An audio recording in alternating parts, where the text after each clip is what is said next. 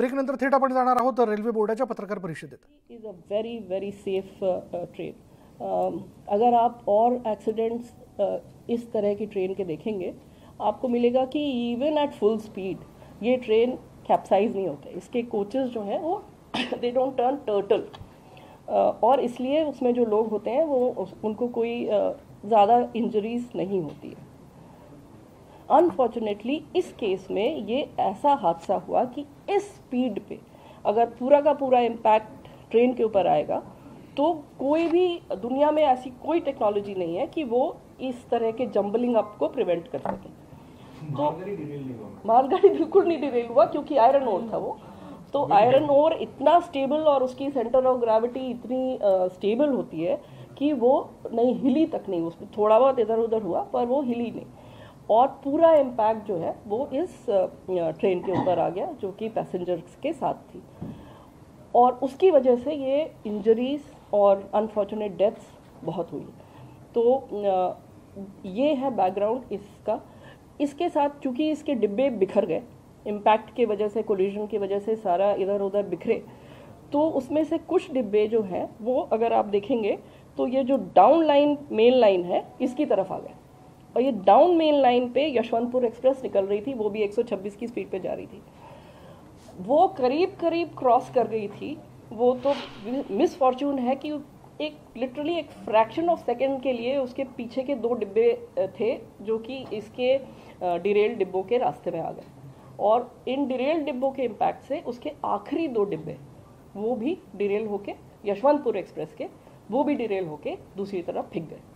तो ये सारा इतनी स्पीड में और इतने मोमेंटम में था कि उसकी वजह से वो 2 डिब्बे भी क्षतिग्रस्त हुए और उसमें भी कुछ लोगों को बहुत इंजरीज हुई, कुछ डेथ्स भी हुई. ये हुई यशवंतपुर एक्सप्रेस जो कि उसमें इन्वॉल्व हो गई.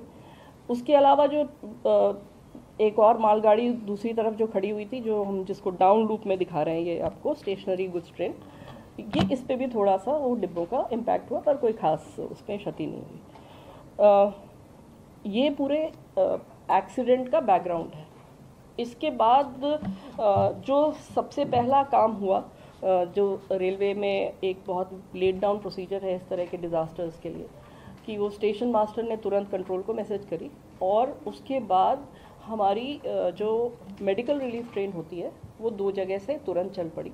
20 मिनट के अंदर वो गाड़ियाँ चल पड़ी. एक आई खुर्दा की तरफ से, मतलब भुवनेश्वर की तरफ से, और एक आई खड़गपुर की तरफ से. भुवनेश्वर वाली पहले पहुंची और उसके जस्ट 10 मिनट बाद खड़गपुर वाली पहुंची. साथ में एनडीआरएफ को इन्फॉर्म कर दिया गया. एनडीआरएफ की एक टुकड़ी बालासोर में स्थित थी क्योंकि वहाँ पे साइक्लोन और ये सब फ्लड्स वगैरह के लिए उनकी एक टुकड़ी वहाँ पर मौजूद रहती है. उस टुकड़ी को तुरंत इन्फॉर्म कर दिया गया. ये भी मैं बताना चाहूँगी कि हम लोगों की एनडीआरएफ के साथ कंटिन्यूअस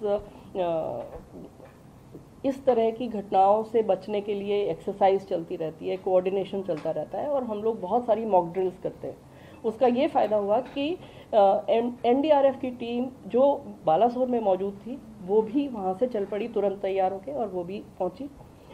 जो आर्मी की भी वहाँ पे एक टुकड़ी मौजूद थी वो भी मोबिलाइज हो गई, उसको इन्फॉर्मेशन पहुँच गई, वो भी आ गई.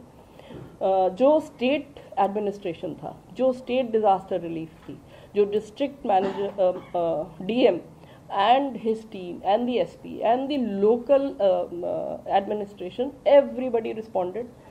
Locals जो वहाँ पे थे वो तो खैर they are the first responders, वो सारे locals आ गए, and immediately जितने लोगों को वहाँ से निकाला जा सकता था उनको वहाँ से नज़दीक के अस्पताल ले जाया जा सकता था. उसके लिए जो भी कार्रवाई करनी थी वो लोगों ने शुरू कर दी. It is a major disaster. उसमें एक छोटी चीज़ नहीं है, ये एक इतनी बड़ी दुर्घटना और इतने सारे लोगों को का इन्वॉल्वमेंट था.